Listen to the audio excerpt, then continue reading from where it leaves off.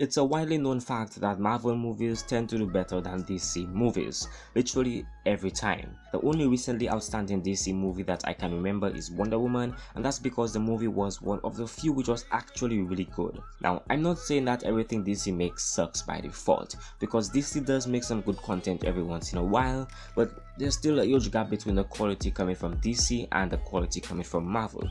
Welcome to Brainy Tech CinemaScope, and let's get into this. First of all, let's talk about the character roster.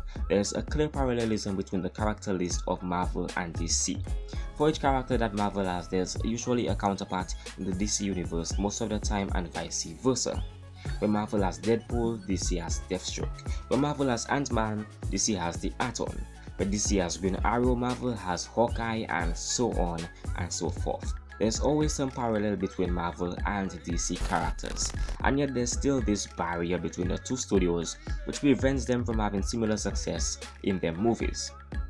When it comes to characters, both universes usually have a clear character origin story and background. Characters can be grown to love and to hate, but the way each studio portrays each character on the big screen makes an even bigger difference. Take Iron Man for example. Throughout his trilogy set, we have seen him grow as a character, from an extremely spoiled rich guy who didn't really care about anyone but himself to someone who to a certain degree cares about others. Someone who actually wants to make a difference. But on DC's side, let's take a look at characters like Green Lantern. Honestly, I watched the Green Lantern movies and nothing really stuck with me that much. Until recently, I remembered more about the first Iron Man movie than anything that was related to the Green Lantern franchise. Now, I think it's fair for me to say that the animated series caught my attention better than the movies ever did, because I did see character growth more there than in the movies. But that's just one thing DC does really good. They're able to make the animated series stand out, and the audience for the animated series really loves what they see, even if years have passed and those series have ended. A good example of a greatly executed animated series that I have watched, which was made by DC, is Young Justice. It was a really deep series and it grew along with the characters. At the time of this video being posted, the series has released 2 seasons which fans have really loved, and sadly it was cancelled a couple years ago due to a variety of reasons. Gladly we're getting a 3rd season in a few months and fans are extremely hyped about it. And that's my point. DC does animated series extremely well. The execution and distribution is done well. Fans grow along with the characters and the experience is worth it. While I'm on this point, I will say that Marvel's animated series are also executed wonderfully. Spiderman, Avengers, and Iron Man are 3 which I really enjoyed watching, and while taking no credit away from the teams who worked on those series, I will say that most of the time I enjoyed DC's animated series better than I did Marvel's. Now let's get into the good stuff, what you actually clicked on this video to hear about: movies and TV shows. First off, let's talk about TV shows because there's quite a bit that I have to say. On the DC side, we have series such as The Flash, Supergirl, Arrow, Legends of Tomorrow, and very soon we will be getting a Batwoman series. All these are created mainly by the CW. On Marvel's side, we have series such as Agents of S.H.I.E.L.D., Cloak and Dagger, and while not directly related to the MCU, we also have The Gifted, which deals more with the X-Men side of the Marvel Universe than anything else. All these are brilliantly executed, and I give extreme credit to the VFX teams which work on each. The effects are not overly gimmicky, and while the story isn't perfect for any of these series, I will admit that their storylines are put together well enough to actually make sense. Actors usually do a great job to make the character relatable, and the writers who work on this series know what they're doing. When it comes to Marvel's and DC's TV shows, I can't really say which does what better.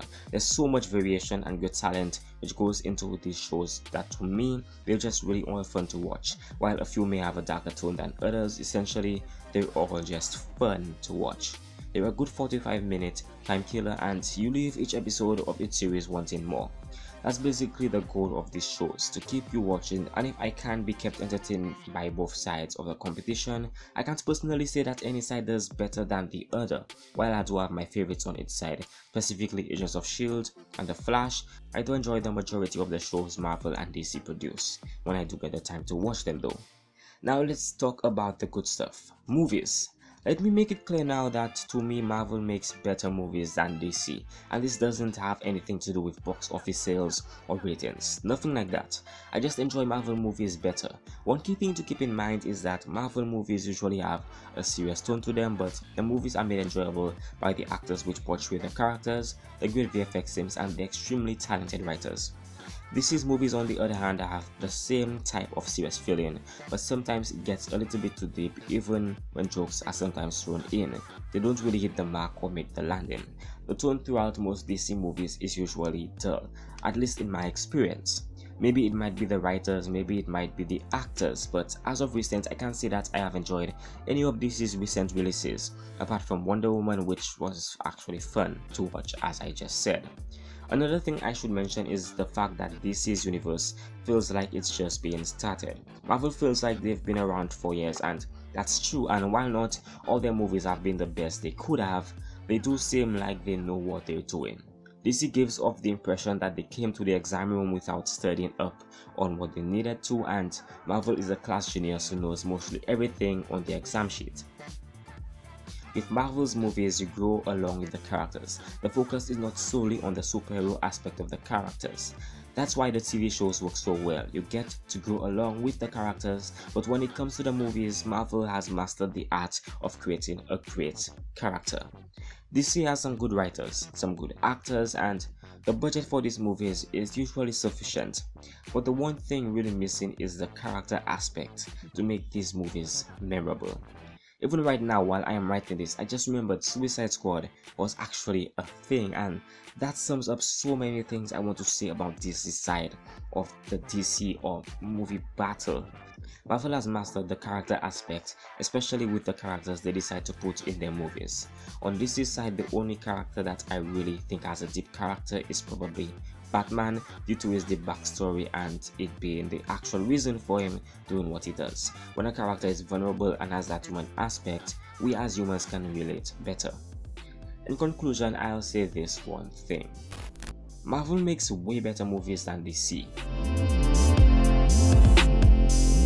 Hey there, thanks for watching. You can expect more videos like this along with the movie tech series, just breaking down a little bit more about what goes on in the movies, my thoughts on certain movies and VFX stuff, breaking down things that you might need to know, or things that you do know, or things that you probably don't yet know. It's going to be interesting. So in the meantime, don't forget to subscribe for more, turn on those notifications, and leave a like if you enjoyed the video.